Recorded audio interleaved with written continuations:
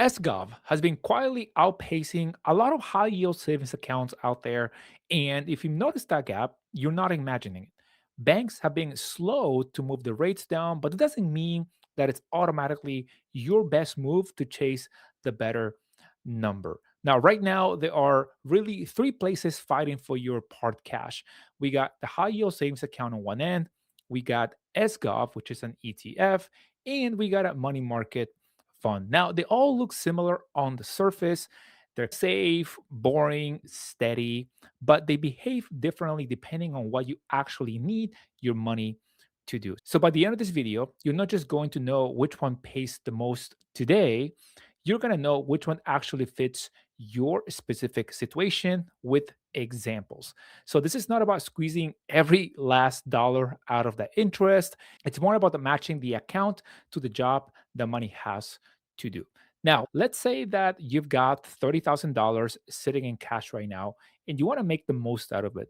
Maybe it is your emergency fund, maybe it's money that you're saving for a house down payment, or maybe there's just cash that's been piling up and you want to keep it safe with low risk and the highest yield possible. Then you see a headline saying that SGOV or SGOV pays more than your savings account. And suddenly it feels like you're losing money every day if you leave it where it is. Now, that anxiety is common, but it's usually based on incomplete information. Nobody walks you through what you're actually trading away the moment that you do move that money. And that's exactly the trade off this video it's going to walk you through. Now, for a long time, the advice was just super simple: get a high yield savings account and just don't overthink it. And for most people, that advice still holds up just fine. What's changed is that treasury based options like SGOV became easy for everyday investors to buy. A few years ago, that was not really the case. Now, nobody went back and updated the advice for that shift. So most people are not choosing badly, they're choosing on information that's simply out of date. And that's not a story about anybody hiding something from you. It's just a gap that's never got filled in. And things have changed enough that it's worth closing today. Now, here's where most people ask the wrong question first. They ask, which of these accounts pays me the most? When the better question is, which one can I actually touch when I need it? Of course, this is going to depend on your goals because a higher rate on paper means nothing if the money is not accessible the day life actually needs it. We're talking about liquidity, which is how fast you can access your cash.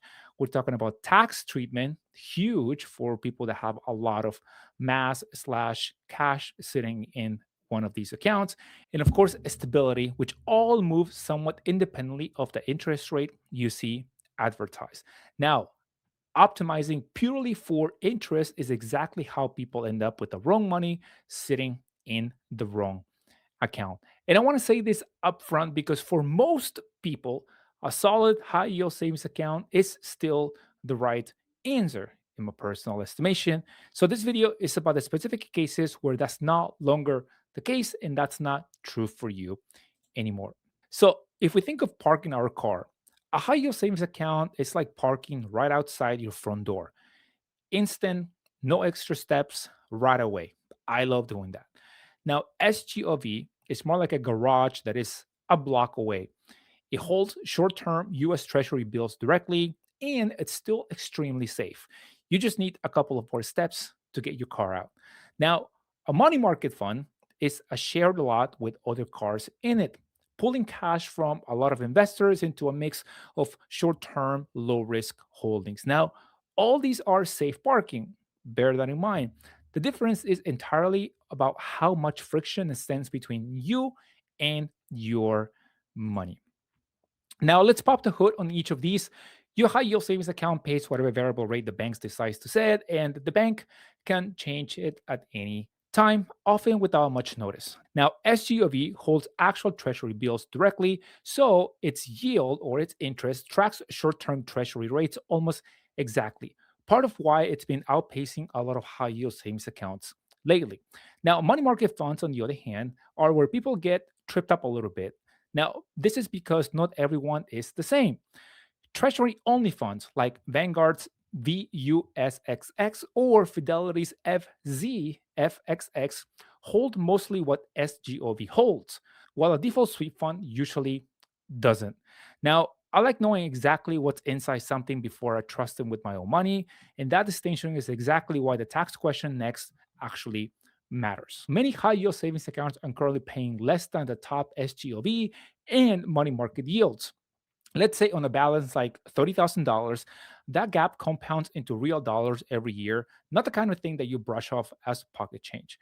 Now, this gap has flipped before, has narrowed, and they go back and forth because rates move, and what's true today won't be true a year or a couple of years from now. So today's numbers matter for the decision you're making right now, but they're not the entire decision.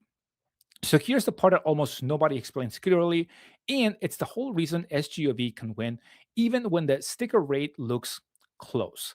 So SGOV's income is exempt from state and local tax because it's built entirely from actual treasury bills. That's a real edge over a fully taxable high yield savings account if you live in a high tax state.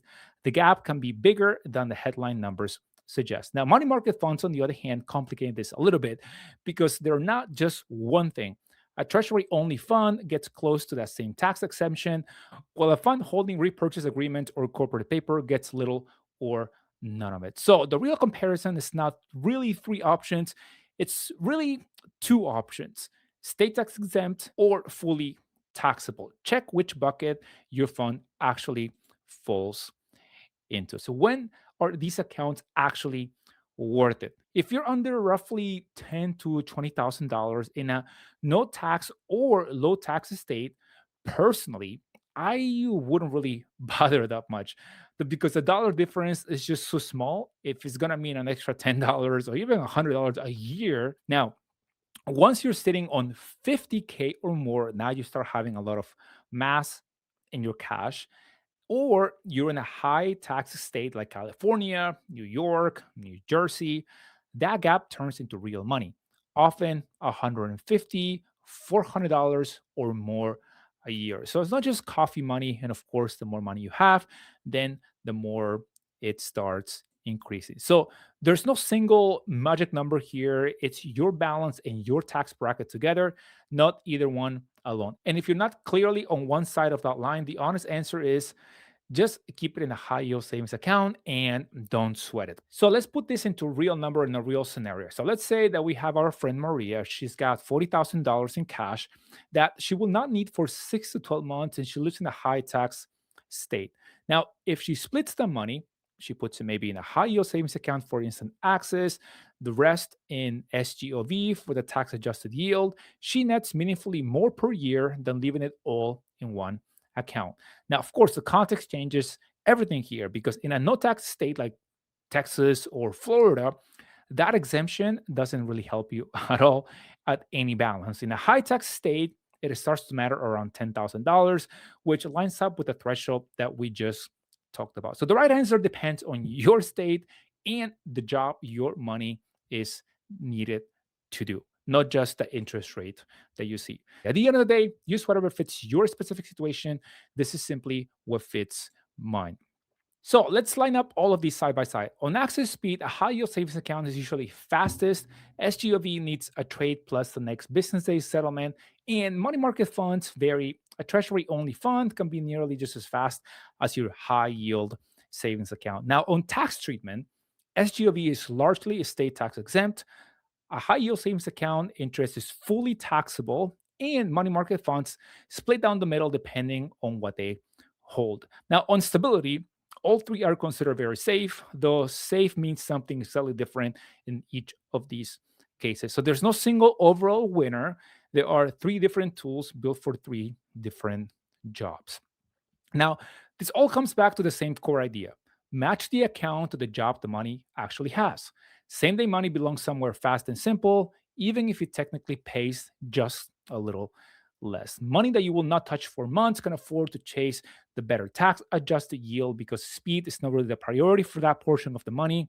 The real mistake that most people make is not picking the wrong account in isolation, it's picking the wrong account to do every job that their money has. So once you start separating those jobs clearly, the right account basically just picks yourself. So here's exactly how I would start. Step one is before you touch any account, mentally split your cash into two buckets: money that you need the same day and money that you will not touch for 3 or more months. Number two is keep that same day portion in your high yield savings account.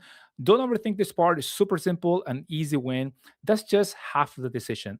Then the split matters far more than which specific account you end up choosing for the second bucket. Get the split right first, and the rest gets much simpler. Here's where I will handle the portion that you won't need for a while.